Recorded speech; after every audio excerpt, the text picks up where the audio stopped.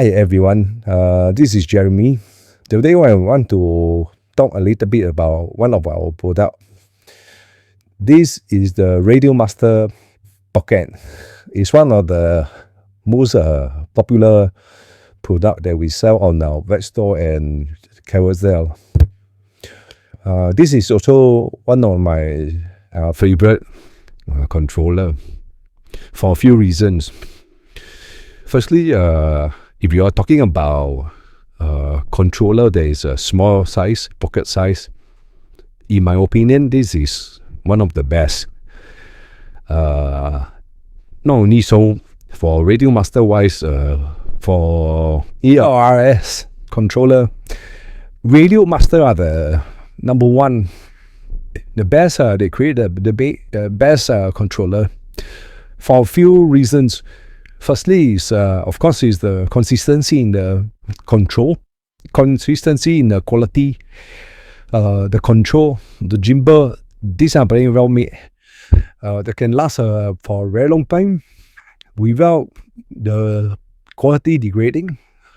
In fact, if you go online to all the YouTube or streaming platform, as you see those Pro FPV pilot, most of them uses Radiomaster products. So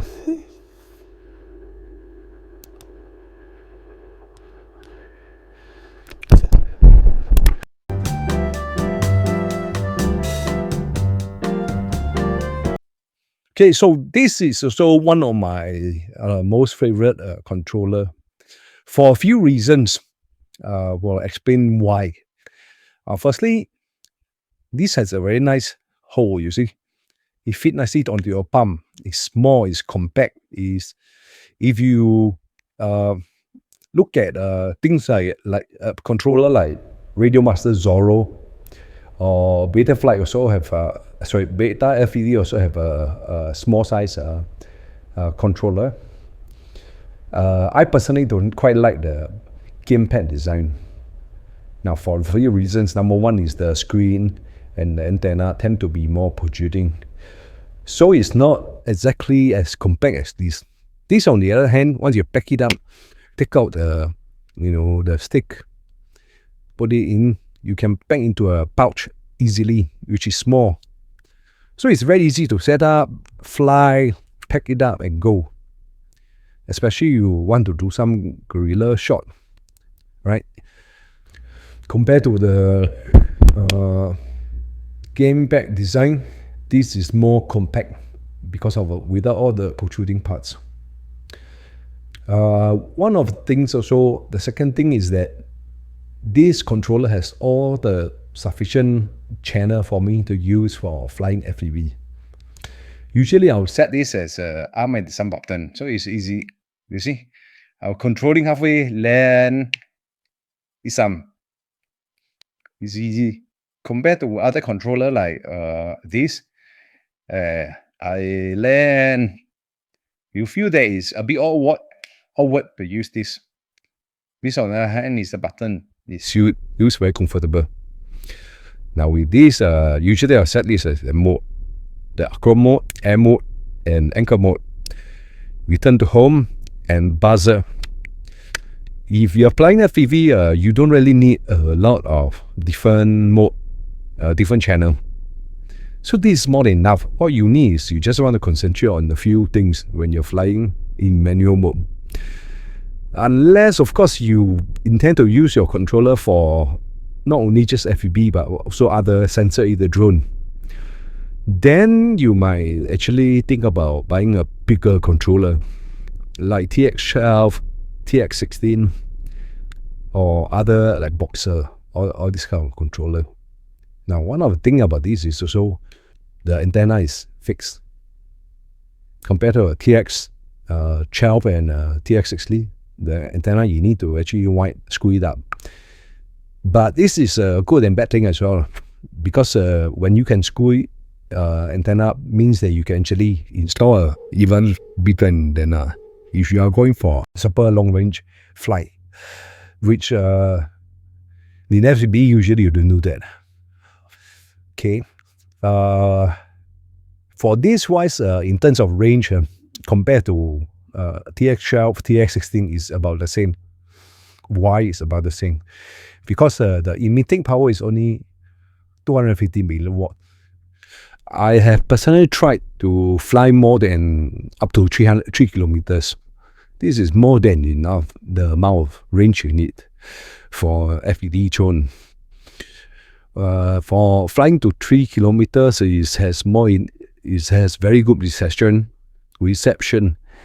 That will mean that with this 250 milliwatt, you can actually go way further than 3 kilometers. So it's more than enough. I understand that some people will say that, look at the Radiomaster Gemini. That can go up to 1 watt. Wouldn't it be better? Yes and no. Why? Because simply if you have a choice to choose between an internal transmitter that is high powered and an external transmitter that is high powered. What do I mean by external transmitter? Means that look at this can actually install an external module, a nano module. When you have a choice to choose between an internal transmitter that transmit at 1 watt versus an external transmitter that you can transmit at 1 watt, you will always try to choose an external transmitter. Furthermore, it's cheaper. For external module, only $50. For internal transmitter to transmit 1 watt, firstly, it has this thermal dissipation issue.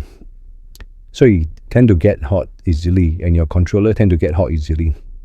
Secondly, you're using two 18650 battery. So with an internal transmitter, you tend to drain the battery out very fast.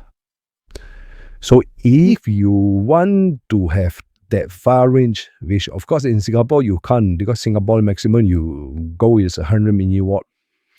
If you happen to be overseas and you want to farm out this to 1 watt, it's best that you get an external module. They can go up to 1 watt. Heat dissipation is better. You also can use the external battery. So you're going to last a long time. You can fly for a long time. You don't have to scare that they'll fly halfway and have far range and your battery runs out. That's the worst thing that you can think of.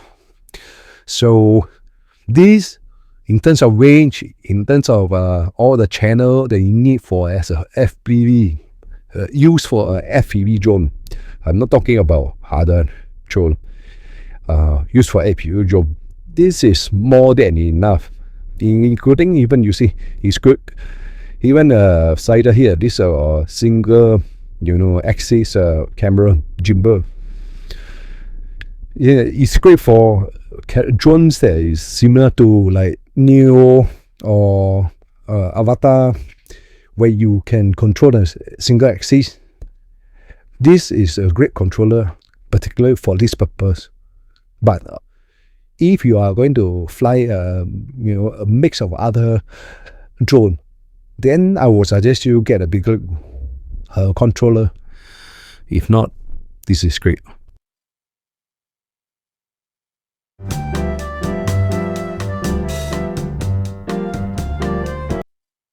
Okay, so finally, the most important question that everybody is interested to know: how much are we selling these? We are selling these for $85 Sing dollar on our web store, on our carousel page, on our Shopee page. Now, one of the things is that if you're buying it from our web store, we are offering a free shipping for this month and next month. So if you purchase it, it costs only $85 and you'll receive it on the same working day or on the following next working day. So usually you buy same day, you receive it, or the next morning we'll send it for you right at your doorsteps. If you're in Singapore. If you're not in Singapore, then there's a different story. If you are purchasing it on our Shopee page, because we will need to use the Shopee logistic, so it will usually take a few days, but it's also be selling at $85, but you still have to pay for a little bit for the shipping.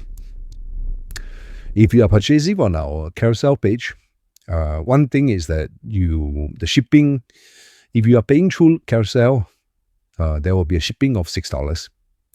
So you will receive the item the same day or on the next following working day.